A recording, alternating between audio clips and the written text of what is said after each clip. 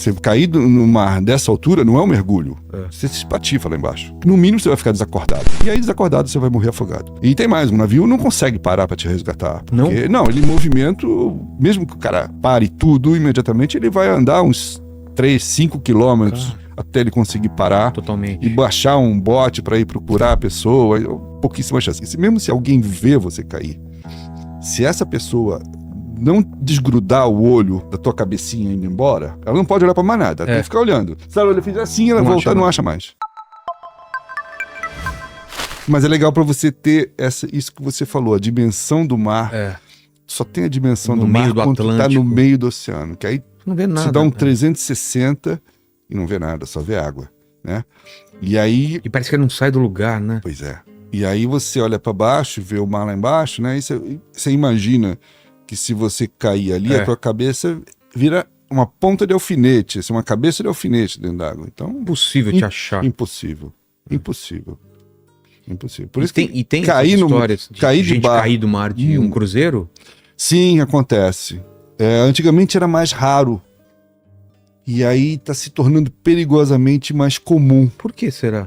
Então, tem diferentes motivos. As companhias marítimas alegam que a grande maioria desses acidentes ou são suicídios, quer dizer, não é um acidente, ou consequência de bebedeira. O cara bebe, enche a cara, não sei o quê, e se desequilibra e faz uma bobagem de ficar debruçado no parapeito e cai. Eu acredito nas duas teorias, tá? O suicídio é comum, quer dizer, não é frequente, mas acontece. E a questão do cara bêbado é porque no navio você compra um pacote lá que você pode beber à vontade, o que você quiser, então os caras enchem a cara, né? Mas é difícil cair do navio, porque o navio tem um esquema de proteção. Exato, não é só chegar lá e... Agora, caiu, esquece. 99,9% de chance de não voltar, né? Na queda não dá pra morrer. Então, os navios são tão altos hoje em dia que a queda já mata. É mesmo? É uma queda de... O cara cai de 20 andares. Ah, seria isso. 18, 15 andares. E o mar, ele é um cimento, né? É isso que eu ia falar. Você cair no mar dessa altura não é um mergulho. Você se espatifa lá embaixo, entendeu? No mínimo você vai ficar desacordado. E aí desacordado você vai morrer afogado. E tem mais, um navio não consegue parar para te resgatar. Porque, não, ele em movimento, mesmo que o cara pare tudo imediatamente, ele vai andar uns 3, 5 quilômetros até ele conseguir parar. Totalmente. E baixar um bote para ir procurar a pessoa. Pouquíssimas chances. Mas acontece. Tem gente que sobrevive. Ah, é? E resgatado? Sim, resgatado. Não, resgatado assim, não pelo próprio navio que caiu. Resgatado por uma outra embarcação, por um golpe de sorte total, assim. Imagina. Teve um caso mais ou menos recente, há uns 7, 8 anos atrás, que o cara caiu de um... Geralmente acontece no Caribe, porque os americanos enchem a cara de bebida, né? E aí o cara caiu do navio à noite e sobreviveu à queda e passou a noite boiando lá e conseguiu de manhã ser resgatado por outro navio, assim, num golpe de total sorte, né? E inclusive foi no dia de ação de graças, então os caras disseram que era um milagre, né? Dia de ação de graças o cara tá vivo, mas realmente é um milagre, o cara sobreviver a uma queda dessa e sobreviver e ser encontrado no mar, que é a coisa mais difícil ser encontrado. O cara consegue ficar esperando, né? De se cansar, né? Cara, pois é. E o cara tem um outro problema mais sério, que é a hipotermia, né? O frio, né? A água é gelada, mesmo um lugar quente como o Caribe, a água, depois de um tempo, o corpo humano começa a perder a temperatura, né? Então, assim, a hipotermia mata, né? Mas os casos, assim, das pessoas que caem de embarcação e são resgatadas, você conta quase que nos dedos, né? A grande maioria não é nem encontrado, né? O cara desaparece. Porque é o que eu te falei, cara, a gente dentro d'água, lembra que a gente só fica com isso aqui de fora. Não é a nossa altura. Não é 1,80 m fora d'água. O resto só fica com a pontinha da cabeça fora d'água, entendeu?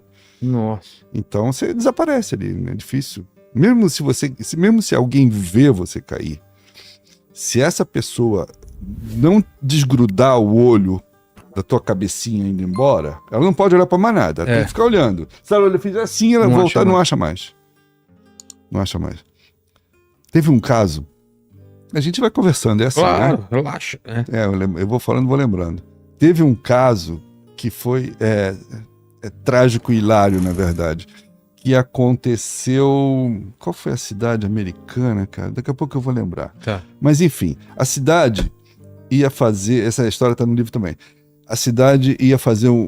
queria entrar pro Guinness como a maior quantidade de balões soltos na cidade. Queria entrar pro Guinness. Aí juntaram lá milhares e milhares de balão para bater o recorde do negócio. Era um domingo, soltaram os balões, só que eles esqueceram de checar a previsão do tempo. O dia estava bom, mas estava ventando. E o vento aumentou, e o vento aumentou. E aí o vento começou a trazer os balões de volta. Os balões subiam, mas o vento empurrava de volta e os balões desciam de volta. E era muito balão.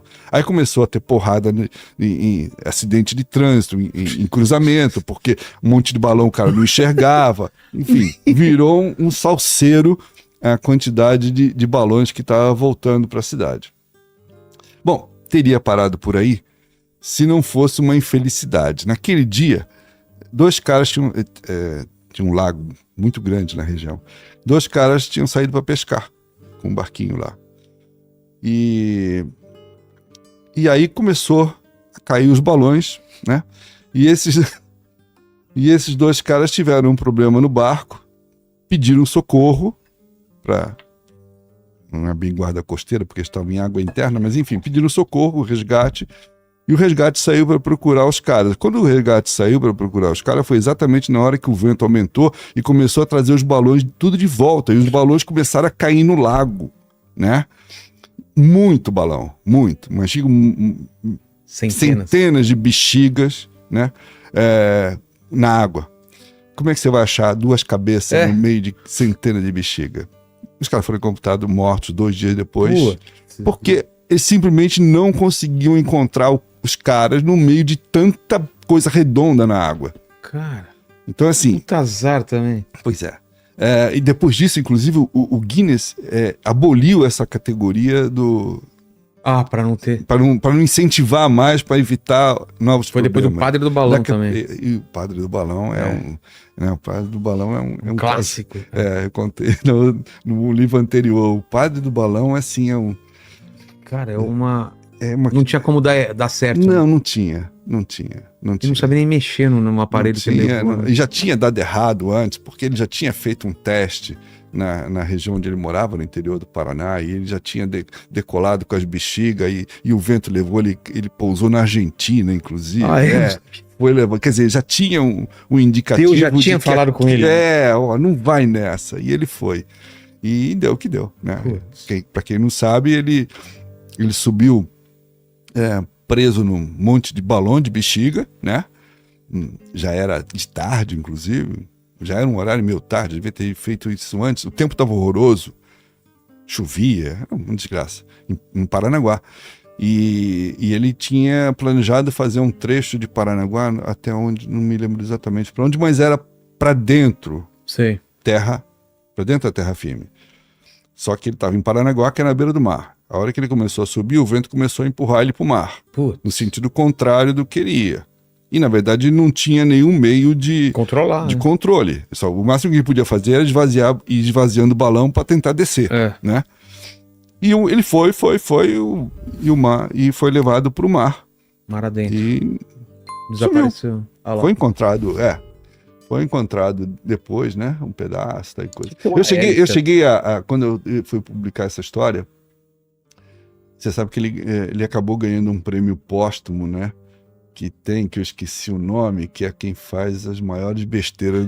Prêmio Darwin, né? Exatamente, prêmio Darwin. Ele ganhou o prêmio Darwin. As mortes mais estúpidas. Exatamente. Né? Naquele ano ele ganhou o prêmio Darwin. Eu cheguei a conversar na ocasião, quando eu ia fazer a matéria, com alguns familiares dele, mas eles não queriam falar muito do caso, não. Mas esse aí é um caso clássico de uma coisa que fadada a não dar certo, né?